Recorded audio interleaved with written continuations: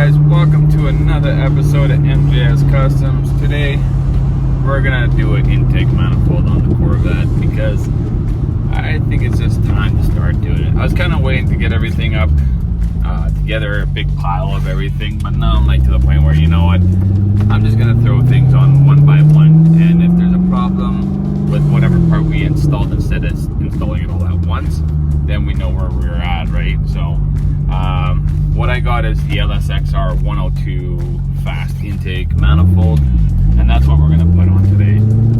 We're not going to do the throttle body because sadly I don't have the bigger throttle body. I only have the 92mm stock LS2 one, but we're going to do a review on this and just get a little install on it and see what you guys think.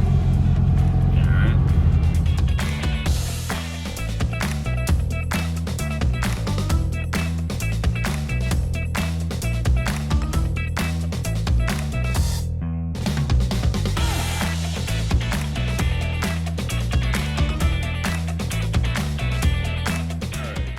So we're gonna start ripping this one down, get that intake out, put it beside the other one, and we're gonna see what we need to drill, because some of the holes are not drilled out with these intakes because every car is different, but they made it to the point where they can make it go with any motor that has the same head port design. So we're gonna start ripping this one apart. Let's get started.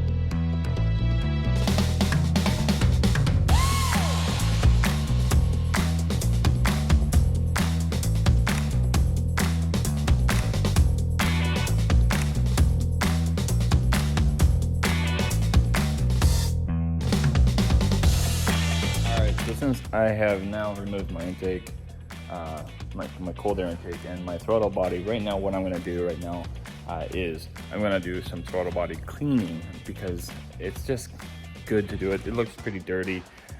One of the biggest problems with the LS series, period, truck, car, doesn't matter, any LS, the PVC system was completely garbage. This car is a 2005 with 70,000 kilometers. I just hit 70,000 kilometers, and I can already see that there's oil, was oil in my intake. I stopped that by putting a catch can in. As you can see right here, I got a catch can, and the first time, I had two of them in this before. The first one I took out, it was like, I mean, there was water and oil in there. And well, it's just condensation that builds up with the oil. So that is, it's very smart to have on any LS, especially Corvettes, is a catch can. Spend the money, get a catch can, and every 6 months just empty it out, kind of thing. You just don't want that getting into your intake.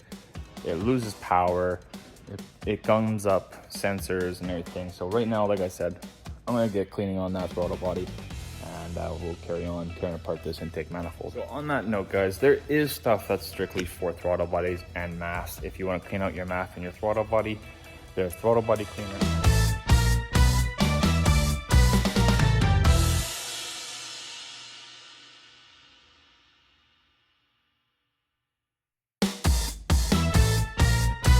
Alright guys, so we got this intake from the car, LS2, known as Lsxr.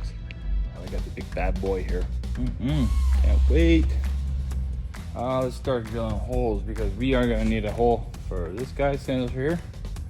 We already got that guy there, and a couple vacuums. Looks like one vacuum, and then back here it looked like there was two, so three actually. There's three sensors there, or vacuums there. So let's carry on. All right, guys. So since we are running the map sensor on this unit, what we're gonna have to do, we're gonna have to take a drill bit, and we're gonna actually have to drill this hole.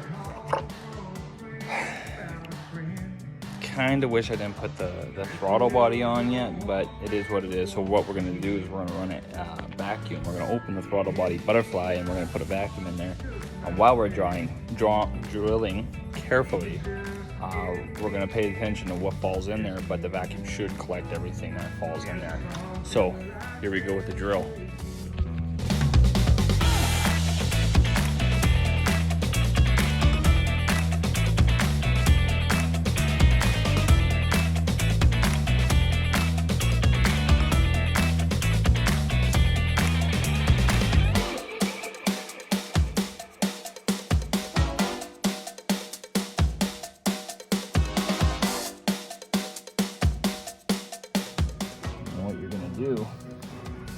You're gonna find the bolt tube for that guy. I believe it's this guy right here with the lock tape on it. That should be it. And you're gonna tighten this down, and that's gonna hold her down while you get everything set up and ready. We're gonna find out if we need this vacuum system, this hose, sorry.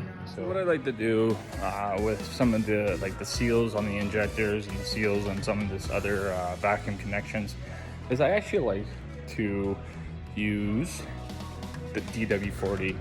It just gives the seals a little bit easier chance to slide in without tearing or taking a chunk out of it. So we're going to use some WD-40 to put these O-rings in so they don't get cut.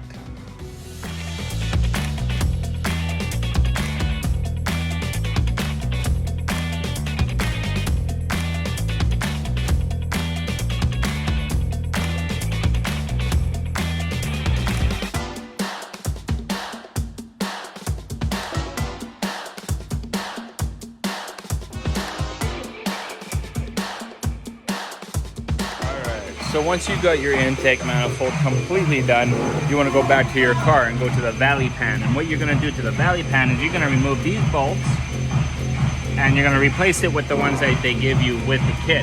The reason why is because these sit up a little higher, and with that intake that's going a little lower, it's just bigger because it's trying to get as much air in as possible. So what we're doing is we're going to remove those and replace them with the ones that we got in the kit with the intake. All 10 of these will be replaced. Let's get it started.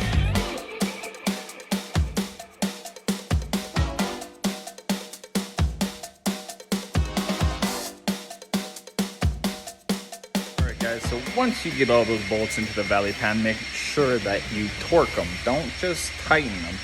Torque them to 18 pounds. And you know, I would recommend putting a new gasket on it and everything. It's a really easy unit.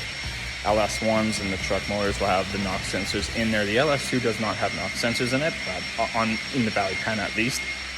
So just make sure, take it off, clean it all up, throw some seal in if you have to on it, and then just make sure you put those new bolts in and torque at 18 pounds on the valley pan. That's these guys right here.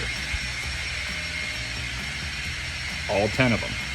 Make sure they're all torqued. All right guys, so before we torque down this intake manifold, make sure that it is in inch pounds, because if you got a foot-pound torque bar, you're gonna make a big mess. You're probably gonna crack the intake thread or mess the threads up. So 45 inch pounds, in foot pounds, it's gonna be 5.3. So you're gonna have to find one that's 5 pounds and 3. So you can near it off to like just straight 5 pounds if you have a torque wrench that goes out low.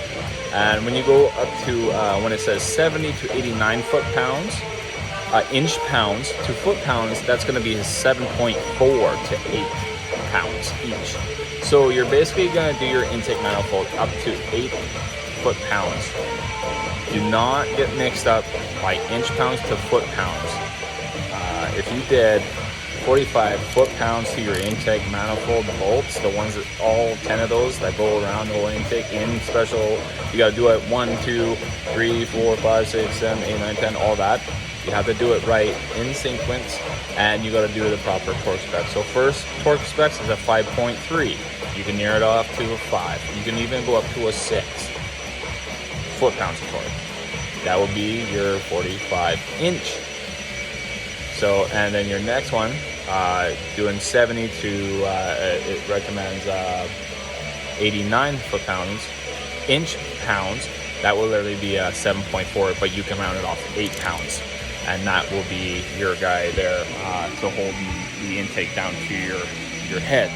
So just want you guys to know that.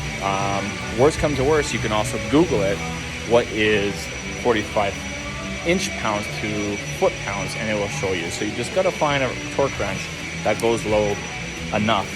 Just make sure that you do not, like I said, if you do 45 foot-pounds of torque on your intake manifold, you're gonna crack it. You're gonna ruin everything. It's not fun. So just really pay attention to that inch to foot-pounds.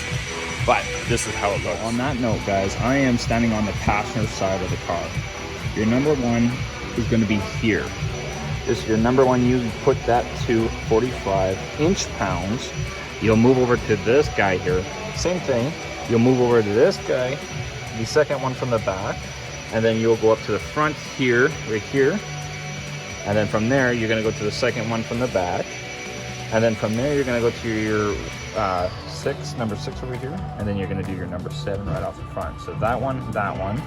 And then from 7, you're going to go to this guy underneath. And then that guy, and then 10. So. All right, guys.